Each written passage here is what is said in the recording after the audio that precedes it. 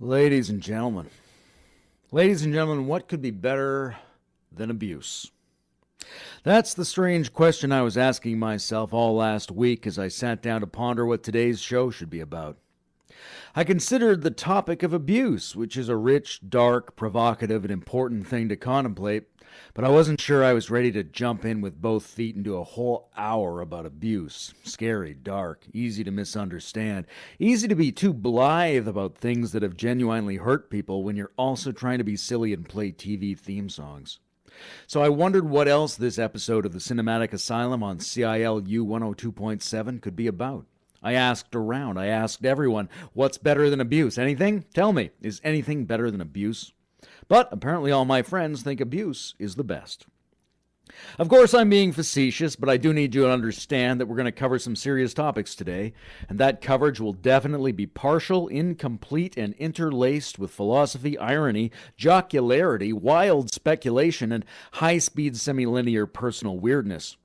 So consider this a generic trigger warning. In fact, this episode could be called the All Triggers episode if that weren't the name of every episode of the Cinematic Asylum. Either way, you're on best behavior. You should only keep listening if you have enough free emotion and cognitive capacity to play imaginatively with the concept of abuse without losing touch with your own inner sense of the seriousness of this topic. Now, the first thing I want to do is make my topic a little smaller and easier to contemplate by distinguishing two things. Slightly different, very similar. I want to distinguish what I mean by abuse, the letters A, B, U, S, E in that order in English, from something else, which for the sake of my primary goddess convenience, I might call misuse.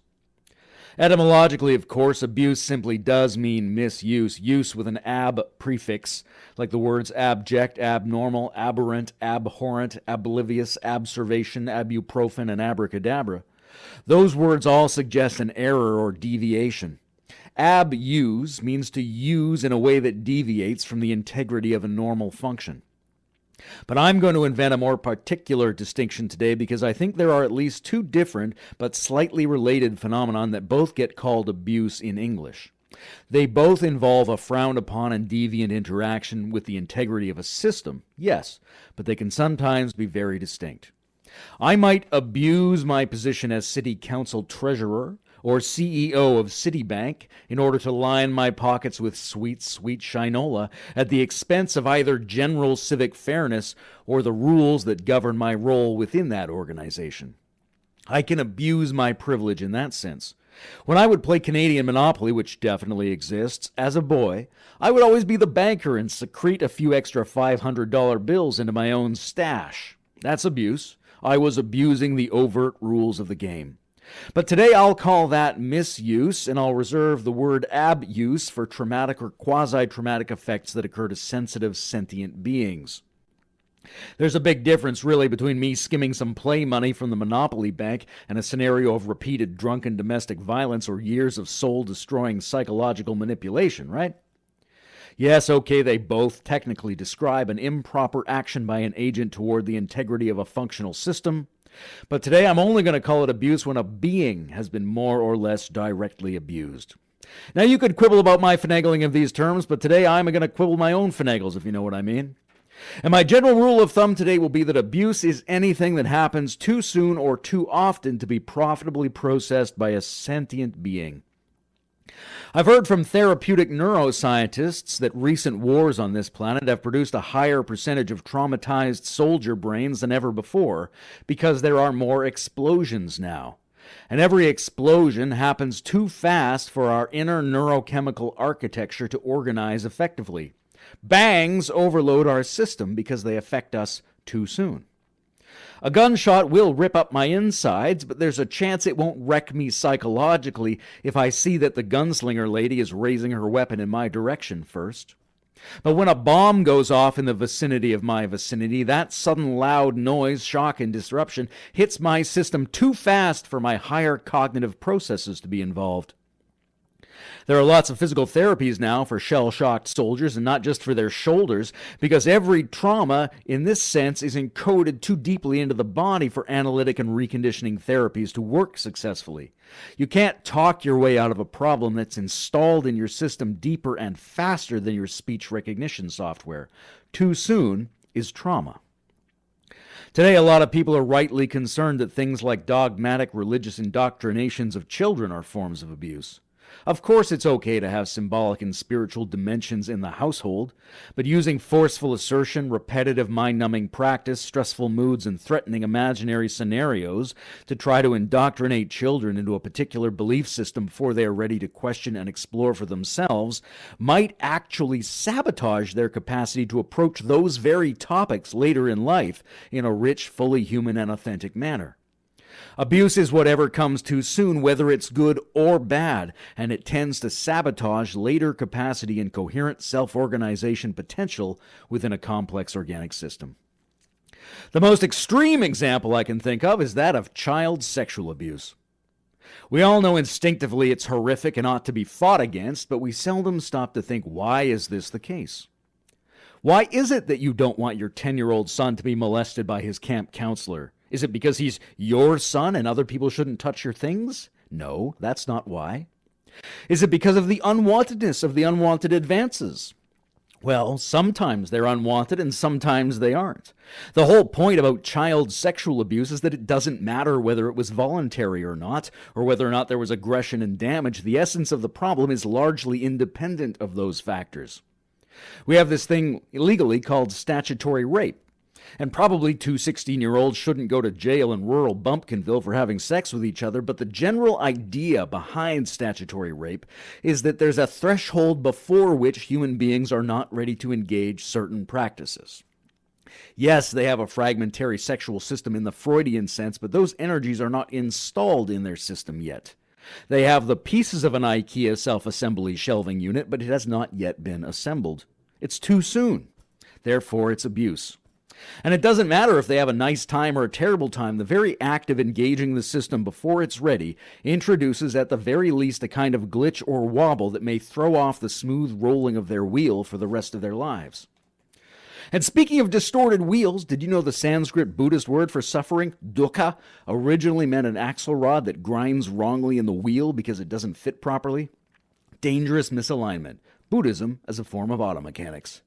Anyway, you're listening to the Cinematic Asylum, and I'm Layman Pascal, the one radio show host who's against child abuse. Oh, God, was that too much, that last sentence? I'm struggling to be serious and flippant at the same time here. I hope I can pull it off.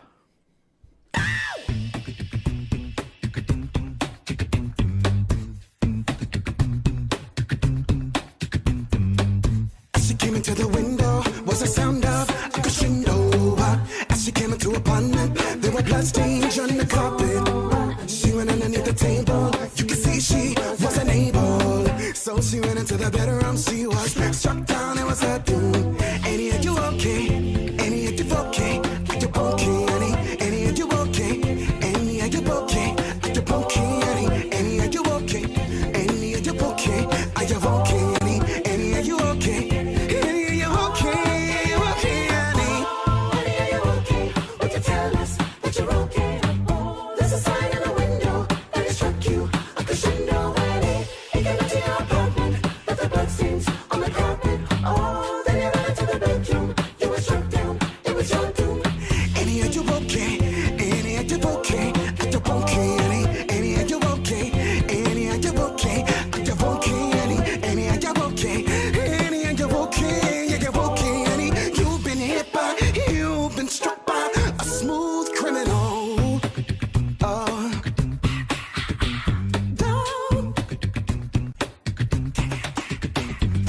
So she ran into the outer way. It was Sunday. What a black day. Mouth to mouth resuscitation, sounding heartbeats and generations. Annie, are you okay? Annie, are you okay? Are you okay, Annie? Annie, are you okay? Annie, are you okay? Are you okay, Annie? Annie, are you okay? Annie, are you okay? Are you okay, Annie? Annie, are you okay? Annie, are you okay? Are you okay, Annie? Annie, are you okay? Would you tell us that you're okay? Oh, there's a sign in the window that it struck you. A crescendo, Annie. He came into your apartment, left the bloodstains on the carpet. Oh, then you ran into the bedroom. You were struck down. It was your doom, doom, doom. Annie, are you okay? Annie, are you okay? Are you okay, Annie? You've been hit by, you've been struck by a smooth criminal.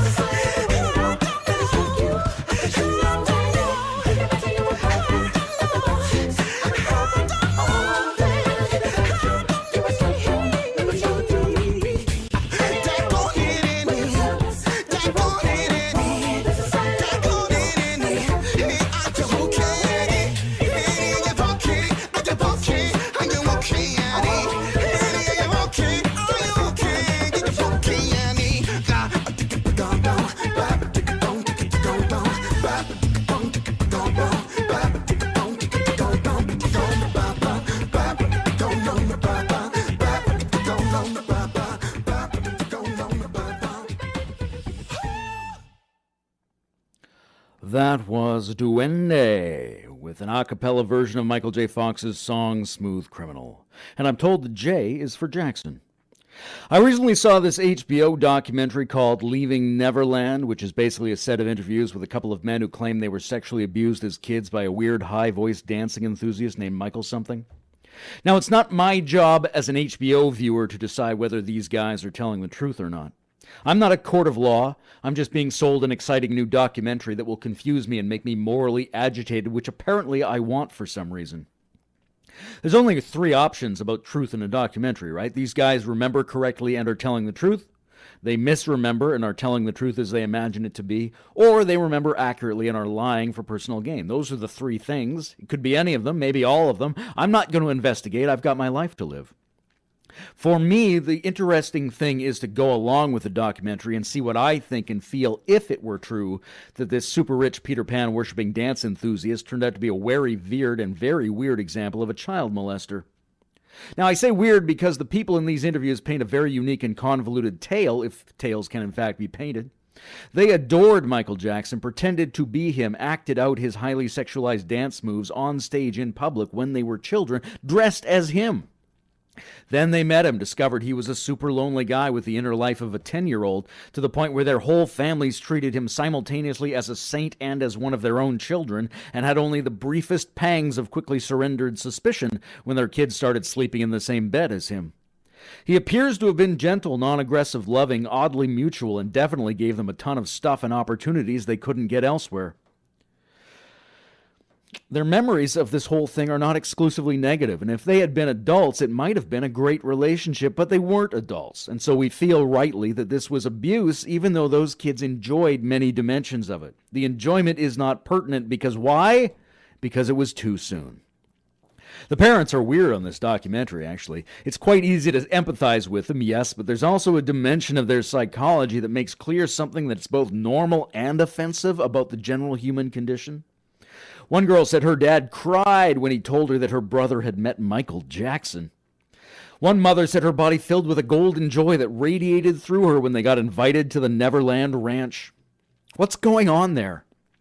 Why are they so enthusiastic about handing over their children to an overtly weird dancing enthusiast they just met? Yes, I get that some people radiate a certain energy and vulnerability and shine that makes it hard for us to look at them with objective eyes. We were all shocked at the Bill Cosby rapes and the Robin Williams suicide, despite the fact that if you look closely at their photos, you often see sorrow and broken darkness in their eyes. But we don't look at their eyes closely, do we? No, we usually stop looking when we get to the shiny bubble of performance that surrounds them. And maybe their body actually radiates this subtle energy stuff as a defense mechanism against the gaze of other people. Or maybe we just project it onto them because they're famous and rich. You know, we're the kind of people that are so stupid, we think it's special when someone gets up on a stage or appears on a Coca-Cola bottle. There are lots of people out there, really, who love their kids but might hand over their babies to be sacrificed by celebrities. Isn't that what happened in the decadent days of the late Mesoamerican empires? Do you think the Mayan priests and Incan god kings had to snatch up all those babies that got gutted and thrown down the pyramid stairs to please the gods? Or is there a chance those mothers and fathers were honored to hand over their children to the richest, most famous people in society who said they were going to bless them and do a wonderful thing for everybody? We're built that way. We vote for people we think look like a president or remind us of the presidency, even though we don't really know anything about them. But heck, they should be in charge of sending our children to die in foreign wars or raining death on people with flying killer robots. Our emotions are wired into symbolic reminders. When status and public projection are combined with actual radiant charisma from someone, then it's not a surprise that regular folks, that is to say people who haven't practiced resisting their feeling responses to popular phenomenon, are likely to do things that they will very much regret later, like allowing their babies to have exciting homoerotic love affairs with a freakish adult dancing enthusiast when it's clearly too soon to do that. It's Houdini's abs all over again. Do you know how Harry Houdini died? History's most famous magician and escape artist used to take money to let people punch him in the abs. He knew how to tighten his abs in such a way that they could happily withstand even a very great force. And one day a guy gave him the money and punched him before he had set his abdominal muscles in the correct order, and his organs were ruptured and he died. He didn't die from being punched hard in the abs. He frequently got punched hard in the abs with no problem. He died from being punched hard in the abs too soon. If it happens before your structure is ready to handle it, then that's abuse. It will cause a breach of the integrity of the system. Now, remember when I was talking about Mayan parents giving their babies to celebrity priests to throw down the pyramid stairs in human sacrificial rituals? Now, yes, those priests are abusers, and so are those parents in varying degrees, but so is the whole society in which they live. It normalizes the procedures of abuse, and when this happens, we can't easily figure out what's abuse and what isn't. Or maybe it didn't normalize them. Maybe it was always like that, and we only recently started to unnormalize it. Things change, cultures change, the god of one society becomes the devil of the next. And in this process, our ability to understand abuse changes in direct relationship to our understanding of what constitutes a being. If, for example, you think of a being as primarily a role within an ordered cosmos, then abuse is only whatever interferes with the integrity of performing that role. Imagine you're an official man in ancient Egypt. That's your one role. You inherited that role and you will die playing that same part.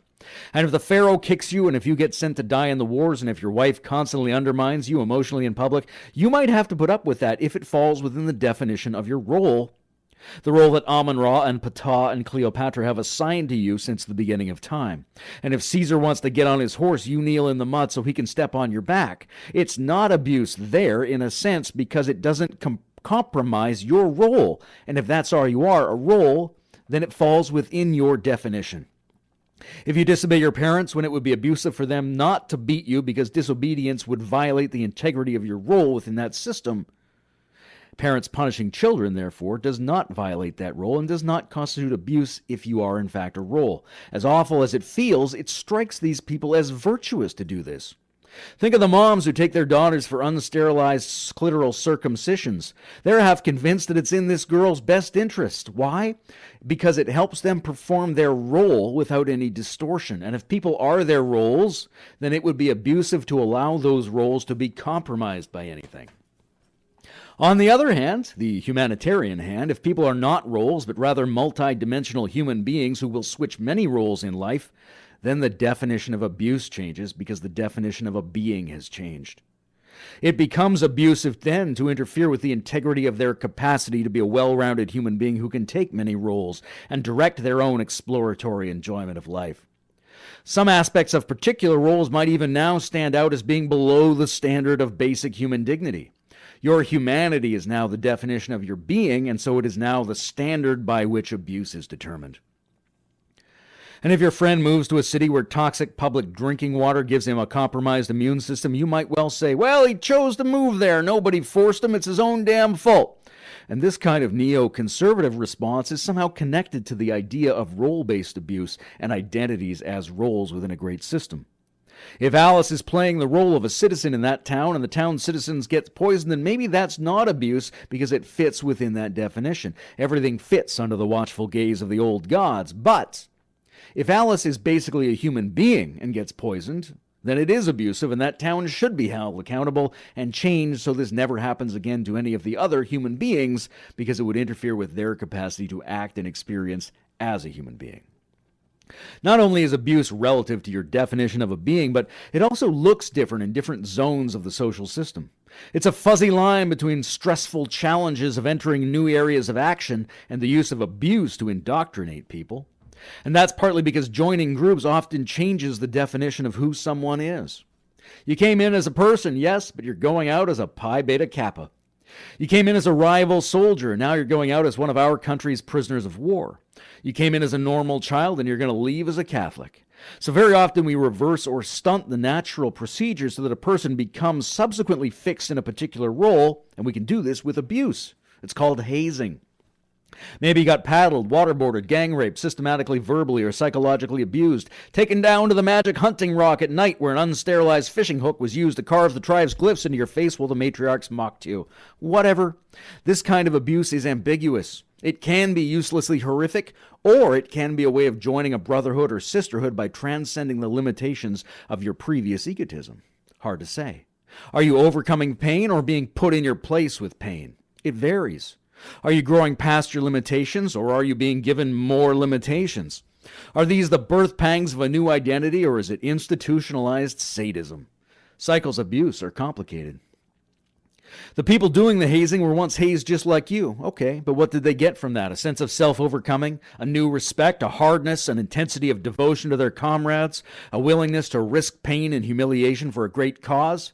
Or was all they got a lousy t-shirt that gives them permission to abuse other people once in a while to get pain back for their own unprocessed pain and grief?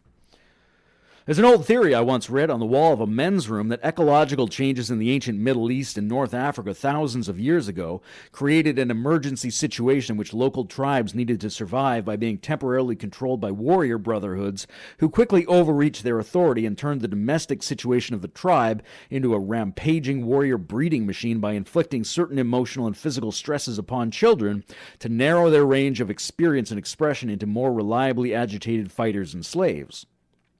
And when those children reproduced their own children a generation later, they also unconsciously reproduced and passed on the same emergency distress procedures as a pattern of intergenerational abuse.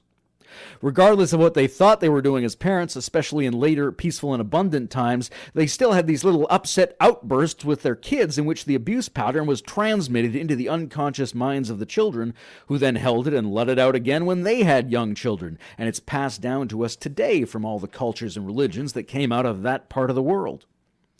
Regardless of whether that men's room wall was correct, there does seem to be cycles of abuse whereby the abused become the abusers and or find themselves spending their lives looking for allies to help them replicate their own abuse on themselves.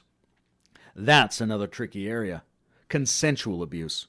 And I don't mean the good kind of consensual abuse where people are playfully choking each other and deploying erotic terms of mutual denigration while using an expensive riding crop they ordered online.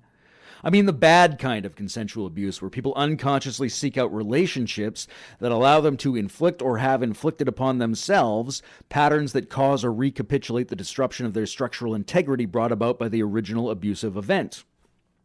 Or maybe I shouldn't say original abusive event. Who knows? Maybe birth itself was the original abusive event, no matter how naturally you pulled it off. Maybe conception is abusive. Maybe your problems originated 1,000 lifetimes ago. I just mean that earlier situations in general, featuring things that happened to you before you were ready to absorb them, created wobbles that you now have and might unwittingly seek out in situations with other people that allow you to poke that wobble or discharge your discontentment onto other people by giving them the same wobble. It's awful. Agreeing to abuse is a very strange thing.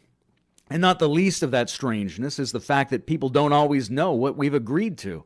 Nobody reads the licensing agreements for apps, so do we think they know when they've agreed to an abusive situation?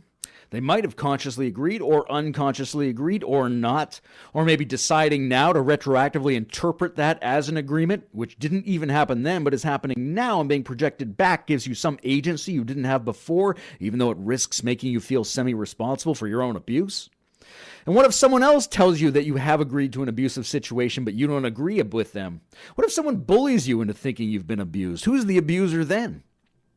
And what if our attempts to make the abused feel secure and validated end up incentivizing people to believe and claim that they have been abused even if they haven't?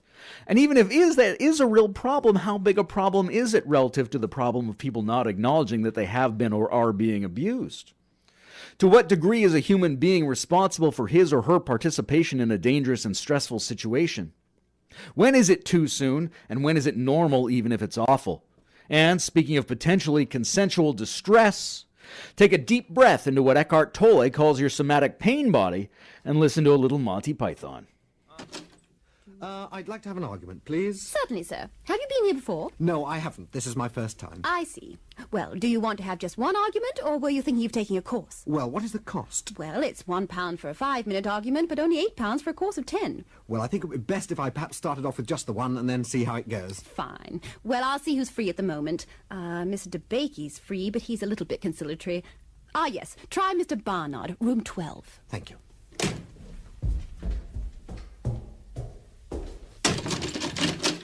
What do you want? Well, I was told outside that... Don't give me that, you snotty-faced heap of parrot droppings. What? Shut your festering gob, you tit. Your type really makes me puke, you vacuous, coffee-nosed, malodorous pervert! Look, I came here for an argument. I'm not going to just... Oh, I'm sorry, but this is abuse. Oh, I see. Well, that explains Ah, it. yes. You want room 12A just along the corridor. Oh, thank you very much. Sorry. Not at all. Thank you.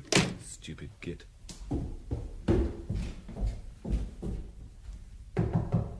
Come in.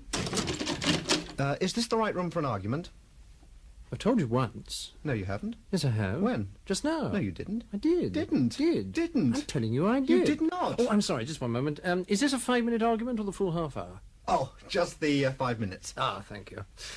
Anyway, I did. You most certainly did not. Look, let's get this thing clear. I quite definitely told you. No, you did not. Yes, I did. No, you didn't. Yes, I did. No, you didn't. Yes, I did. No, you didn't. Yes, I did. You didn't. Did. Well, look, this isn't an argument. Yes, it is. No, it isn't. It's just contradiction. No, it isn't. It is. It is not. Look, you just contradicted me. I did not. Oh, you did. No. You did just then. Nonsense. Oh, look, this is futile. No, it isn't. I came here for a good No, argument. you didn't. No, you came here for an argument. Well, an argument isn't just contradiction.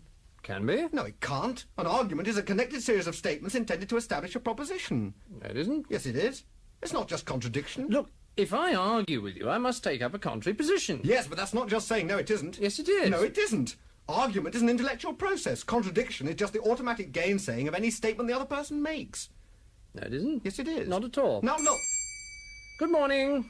What? That's it. Good morning. I was just getting interested. Sorry, 5 minutes is up. That was never 5 minutes. I'm afraid it was. It wasn't. I'm sorry, but I'm not allowed to argue anymore. What? If you want me to go on arguing, you'll have to pay for another 5 minutes. Yes, but that was never 5 minutes just now. Oh, come on. Look, this is ridiculous. I'm sorry, but I'm not allowed to argue unless you've paid. Oh, all right. Thank you. Well, Well, what? that wasn't really 5 minutes just now. I told you I'm not allowed to argue unless you've paid. I just paid. No, you didn't. I did. No, you didn't. Look, I don't want to argue about Well, that. you didn't pay. Aha! If I didn't pay, why are you arguing? I got you. No, you haven't. Yes, I have. If you're arguing, I must have paid. Not necessarily. I could be arguing in my spare time. Oh, I've had enough of this. No, you haven't. Oh, shut up. I want to complain. You want to complain? Look at these shoes. I've only had them 3 weeks and the heels are worn right through. No, I want to complain If you complain, nothing happens. You might as well not bother. Oh. And my back hurts, and when we had a fine day, and I'm sick and tired of this office. Hello, I want to... Oh! No. Hold your head like this. Then go, wow. Try it again. Whoa! Better, but wow. Put your hand there. No. Now. Wow! Good, that's it. Stop hitting me. What? Stop hitting me. Stop hitting you? Yes. Why'd you come in here then? I wanted to complain. Oh, no, that's next door. It's being hit on the head lessons in here. What a...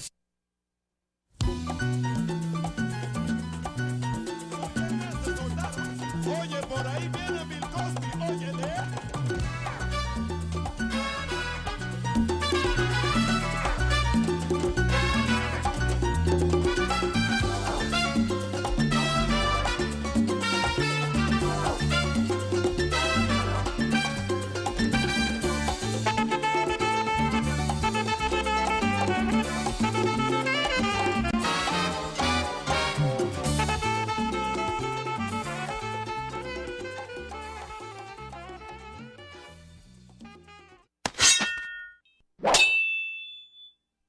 CILU is sponsored in part by the students of Lakehead University, our listeners, and our sponsors. At this time, we would like to thank the following sponsors for their continuous support. The Rec and Culture Division of Thunder Bay, bringing free events to the waterfront in all of Thunder Bay. Check out thunderbay.ca/events for more info on their upcoming community events and follow them on Facebook. Vox Popular Media Arts Festival. It's the new Bay Street Film Festival located inside Trinity Hall at 310 Park Avenue. Join the fun every September for their annual Media Arts Fest, entering its 15th year in 2019. Keep up to date with their year-round events by visiting voxpopular.ca. Definitely Superior Art Gallery. Visit this award-winning artist-run gallery at 250 Park Avenue or engage art at definitellysuperior.com.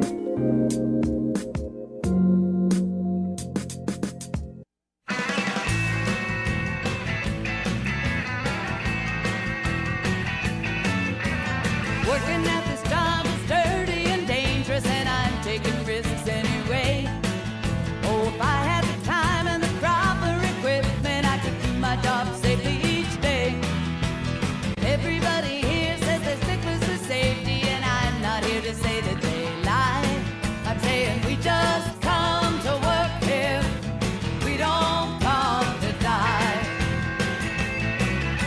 Now I don't want your chemicals cloud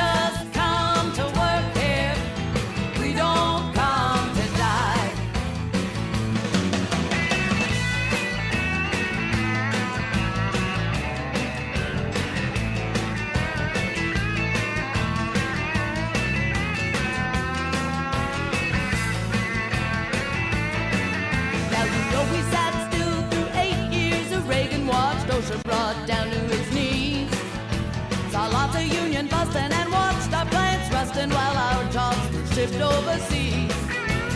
60,000 workers that we buried last year found the cost of doing business too high. We just come to work here, we don't come to die.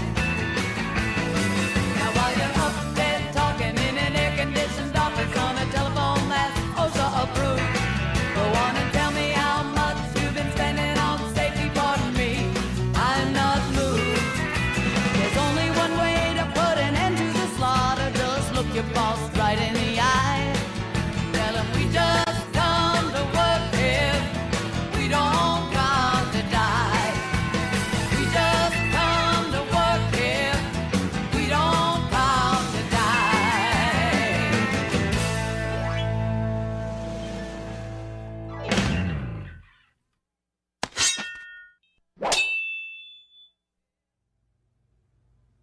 So, Merle, we got 30 minutes of studio time left. Have you got anything that's ready to go? The one on how hyperinflation in the Weimar Republic led to the rise of fascism is ready to go. The economic bluegrass is just not really where the kids are at these days. Anything besides that? Yeah, I got one on atonal music. Anything else? Nope. All right, let's give it a listen. Okay, guys, let's go. I dedicate this song to my father. My dad was a composer, modern was his style. His music always made you think, it never made you smile. He wrote for chamber orchestra, now and then for voice. Tonality in Daddy's world was just another choice. The Papa's compositions came in rigid 12-tone rows. There was no tonal center to the music he composed. He was a lover of complexity, some have said pretense. His music wasn't joyful, it was just abstract and dense. Give me some of that old atonal music, it lingers in my ears. Schoenberg and Albenberg were the genre's pioneers. You can keep your Bach and Chopin, they're melodic and passé. Give me some of that old atonal music, like Daddy used to play. Give him some, Allison.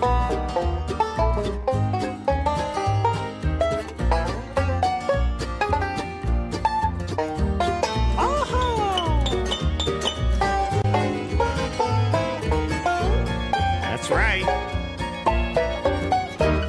Since dear old Daddy left us, life has been so hard. There aren't enough musicians who embrace the avant-garde. No one plays atonally at their home or on the stage. I miss Igor Stravinsky, my dad, and old John Cage.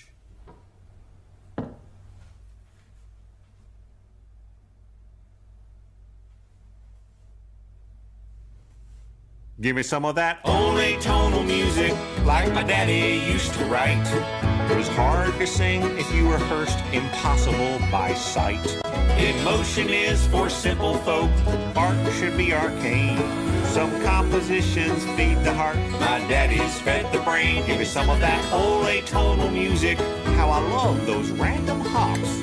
I've tried to write that way myself, but I'm not as skilled as Pops.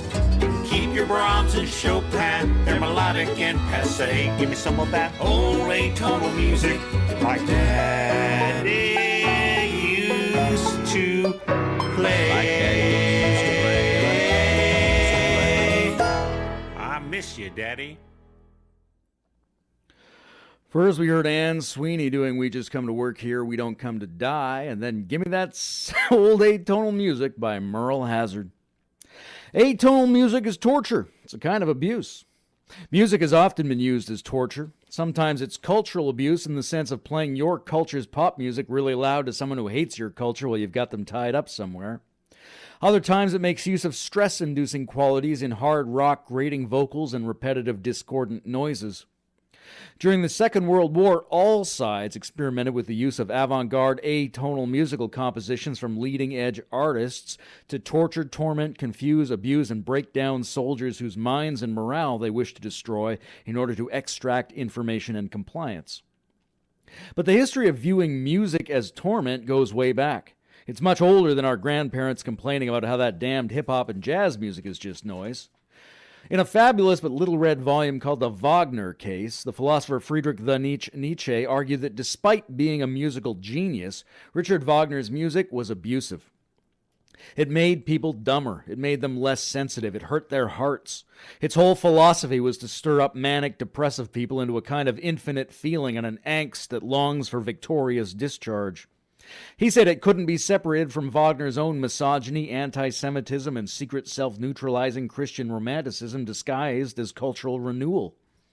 He said it was like an addictive stimulant for depressed people, promising to get them worked up but eventually destroying their health.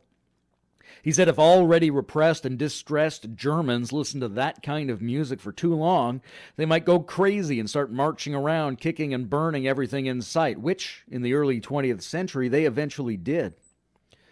Nietzsche contrasted it to the work of Bizet in the opera Carmen, which he felt was a premonition of a new kind of music that would be more complex rather than more overwhelming, more black than white, more rhythmic rather than orchestral, more African than European, happier rather than tempestuous, Dionysian rather than mechanical, reconnected with folk music and restored to the spirit of natural intoxication and a confident, serene attitude that enfolds and regenerates a paradoxically optimistic pessimism. I think he was probably predicting the rise of rock music, but either way, he was very interested in this notion that music, and even great music, can be abusive. The idea that repeated exposure to entertainment that lacks nuance, control, and a serene good conscience which allows darkness to be integrated with rather than stormed against would make people jangly, weak, and ready to fly into exaggerated reactions about words, images, and labels in their society, ready to vomit out their energy on useless, superficial, moralistic topics, leaving themselves empty and enervated and bureaucratic and authoritarian. The combination of forced arousal and pseudo-virtuous idealism in Wagner was like having the orchestra beating on your raw nervous system and organs for hours at a time. It might start out like a pleasant Swedish massage, but eventually you'll suffer a breakdown. For the movie Apocalypse Now, here's Wagner's Ride of the Valkyries, which was used in that film by American soldiers to distress and confuse the Viet Cong.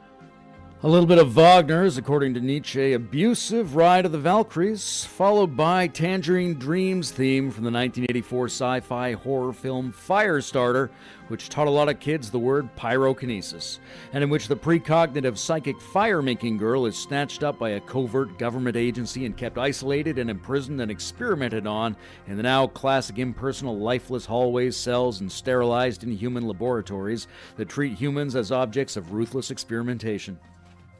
In some ways, the treatment of beings as objects, the treatment of second-person entities as if they were third-person things, creates creatures as items and is inherently abusive.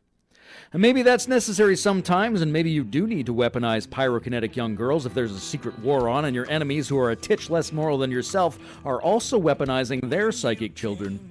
But even then, there are more and less abusive ways to go about it. The image of a horrible anti-life government lab has been around for generations as a symbol of a narrowly functional environment that damages other dimensions of what's going on for people. You get one job done, yes, but you end up traumatizing several other things, and maybe even turning powerful forces against yourself. You topple a ruthless dictator, but you do it in such a way that trauma and wild terroristic thirsts for revenge spread through the nation. You quickly carry some heavy furniture upstairs and later discover your back is injured. You blow your nose to relieve mucus buildup and end up with a raw, red, painful set of nostrils. These are all examples of abuse as byproduct, abuse as collateral damage, abuse as the result of taking too few variables into account in the solution of a problem. But what is it that motivates abuse? Profit, pathology, primitivism, or pointless duplication? It's got to be something that starts with the letter P, right? Is it a way to get something? Is abuse designed? Is it instrumental? Is it designed to achieve a purpose for the abuser? That would be profit. Is it an expression of evil or corruption in organic systems? That's pathology. Is it the result of brains and behaviors and emotions that are too simple and crash into each other, creating wreckage? That's primitivism. Or is it pointless duplication? Are traumas like memes or genes that just want to blindly duplicate themselves? These seem to be the basic four options. Imagine it's profit of some kind. And by profit, I just mean there's a particular advantage to the abuser. Some people think rich, famous folks belong to a cabal of satanic pedivores who orchestrate a large-scale operation of kidnapping, enslavement, and blackmail in which children are deliberately traumatized and violated so that adrenaline, adrenochrome, and other emergency chemicals are pumped into their blood, from which these sick fiends extract the drink they need in order to maintain their youth, beauty, and perhaps even some perverse semi-hallucinogenic invincibility high. Of course, it's extremely unlikely that that would even work or that it could be carried out on a widespread scale, but stranger things have happened, I assume. At any rate, it provides an extraordinary and vivid image of the principle of profit to the abuser. Like the demons from Twin Peaks who feed on the electrical energy produced by human bodies experiencing fear and pain, it's not difficult to imagine fantastical scenarios in which abuse actually produces some valuable result. And it needn't be rare chemicals or mystical energies. It could just be obedience or a sense of having power over someone, or money. It could break down their psyche in order to rebuild them as a member of your group. Military torture is an example of a situation in which, hypothetically speaking, abuse is designed to produce a practical result. There's some kind of profit in it for the abuser. That's option one. Option two is pathology, evil. That is to say, there is no real profit. Torture seldom succeeds. You don't actually get magic powers from drinking the blood of abused children, any more than you solve your own emotional problems by smashing your property and horrifying your loved ones with outbursts. These could be seen as schemes for self-destruction, masquerading as being self-serving. Under the guise of getting something, nihilism in all of us takes the opportunity to wreck itself, wreck its stuff, wreck its relationships, poison its chances for success, desecrate its culture, and denigrate all the things that might have value to itself in this world. There's an awful old Norm Macdonald joke where he says, I can't do the voice, I don't understand people who beat their wife. I mean, it's your wife. It's like keying your own car. It's a terrible voice, I know, and it's a risky joke, but it makes an interesting point. Things we think of as abuse serving one person at the expense of another might actually be at the expense of both people. It is your wife, or rather your relationship. You're ruining something you love. The idea of teaching someone a lesson or fully embodying your feelings or cowing someone into submission might just be a rationalization, a trick of the mind which permits you to sabotage the things that are actually important to you. So that's option 2, pathology, whereby the motive of abuse is to ruin the world of the abuser. Option 3, primitivism. Don't get me wrong, I like to be savage and naked in the moonlight among the ancient stones, but what we mean by primitive here are systems characterized by relative simplicity and naivete. Strategies that evolve to solve simple problems and which get tangled up or flop out of their depth when they have to solve more complex problems. Indeed, there are problems you can solve by hitting. Sometimes it fixes the TV reception, if anyone still remembers what a television was. A jammed door, a recalcitrant pickle jar, a truck stuck in the muck. These are actual problems that can sometimes actually be solved by using extra muscular and emotional force. Just yell and shove. Clench hard and twist. Kick that irritating thing away from you. Simple strategies, and they work in certain simple situations. However, there are lots more complex and nuanced situations in which they do not work. It won't help you win your legal case, it won't get that book written, and it will not calibrate the laser in the lab. It probably won't make your employee's girlfriend, boyfriend, pet turtle, or manned Mars mission qualitatively better. So this is option 4. No, that's option 3. Abuse is motivated by a confusion. Abusers are trying to apply operating systems that are functional within certain limits, but they're misapplying them to situations or contexts that are too complicated, too different, or too new for those old instincts to handle successfully. Option 4 this time, is strange. It's the possibility of pointless duplication, which seems to be a real thing. It's the idea behind our best human scientific theory other than quantum multiplicity. That's the theory of neo-Darwinism in a nutshell, in which our genes constantly try to replicate themselves, whether they're mutants or non-mutants. Virtually every aspect of the structure, behavior, and history of organisms on this planet bears amazingly useful correspondences to the image of gene packets trying to perpetuate themselves, building organisms to adapt to ecosystems, getting better and better at procreating so these little packets of genetic information can duplicate themselves. Why do they want to duplicate themselves? Why do genetic patterns or mimetic mind patterns spread? Well, that part is uncertain. What motivates a replicator to replicate? Apparently they just do. Unless you want to take a leap into weird metaphysics, you kind of just have to think of these things as implicitly wanting to duplicate themselves. And if that's what the world is really like, then it's not out of the question to think of abuse patterns as wanting to duplicate themselves. Patterns may want to simply repeat themselves, like the concept of the undead, endlessly mindlessly active proto-drives in Lacanian and Freudian psychology.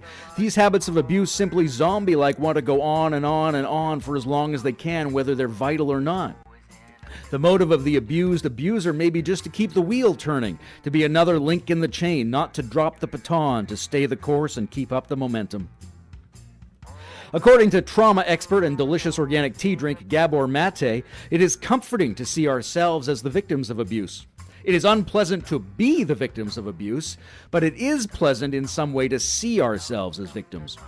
It's easy to identify with the role of the distressed, provoked, attacked person and project agency onto the other. Easier, let's say, than it is to take the time to process our actual experience of confusion, terror, inadequacy, and distress stemming from real abuse. So a lot of us, a lot of the time, don't understand the ways in which we are or have been abused, and instead imagine all kinds of false scenarios in which we might have been or be abused. In the 1980s, there were rampant claims that satanic cults were ritually abusing children in the United States. But after exhaustive years of investigation, the FBI found no examples of this actually occurring. Doesn't mean there wasn't abuse, degenerative and distressing environments, kids in trouble, but people imagined another source of trauma that wasn't really happening. Like people in a pathological small town who naturally assume that the recent attacks on girls down by the river were probably orchestrated by degenerate strangers from some other town. The real abuse often goes unprocessed while the mind is busy reacting to the possibility of a mythical imaginary abuse. So what do we do? Apart from the obvious things, which are to teach people strength, flexibility, authenticity, skepticism, and resilience, so they tend to evade abusive situations, teach them to own their aggressive and abusive tendencies, intervene in tactical and just ways in abusive scenarios, get better and better at discerning the differences between obvious abuse, hysterical assumptions about abuse, and complicit denials of abuse. Other than all that obvious stuff, what do we need? Something like a transformational yoga on a massive level, I guess. Cheap, open source, and scalable methods of triggering our own neurophysiology into its optimal modes of healing trauma and interacting with other people in low-stress, non-reactive, constructively relational manners. Processing our own grief so that we don't waste everybody else's time by projecting it onto the past, onto other people and other groups of people in ways that sabotage collective intelligence and enjoyable interactions. Stop perpetuating the cycle. Seemingly, this planet needs a lot more people whose vision and instincts operate at the planetary scale rather than the ethnocentric and conventional scale. But growth into those strange domains is highly limited by the traumatic baggage we all carry forward from intentional and unintentional situations of abuse and malnourishment. And we have to get that out of the way and give up our narratives about that to some degree if we're going to grow past it. And we've got to do that in an authentic way without becoming a contagious center of stress and trauma for others, which means we need to be able to encounter their symptoms of abuse without having our own abuse triggered, which means we need to do whatever it takes to get into and stay in our most coherent, full spectrum, and relationally supportive modes of being without wasting too much of our time that we want to spend on other things that we're more interested in. Easy, right? Get to it. I'm Layman Pascal, and you've been listening to the Abuse edition of the Cinematic Asylum on CILU 102.7 FM. Merci, bonjour, and here's the Get Out movie main theme by Sikiliza Kwa Wahenga.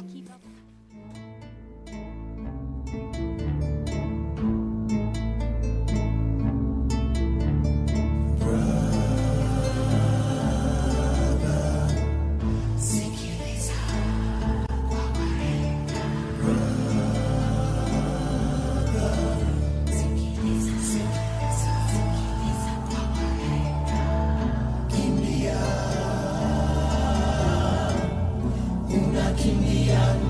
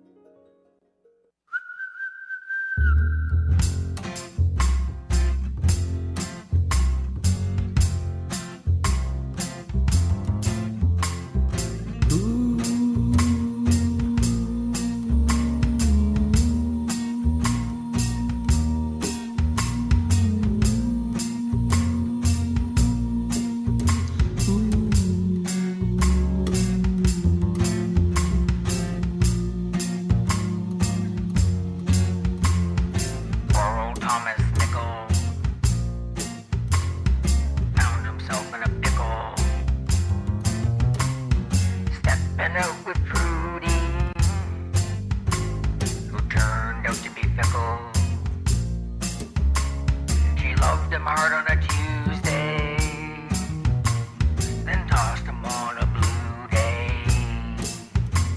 He found her with some boys, playing with all their toys. Poor old Thomas Nichols tried to go celibate.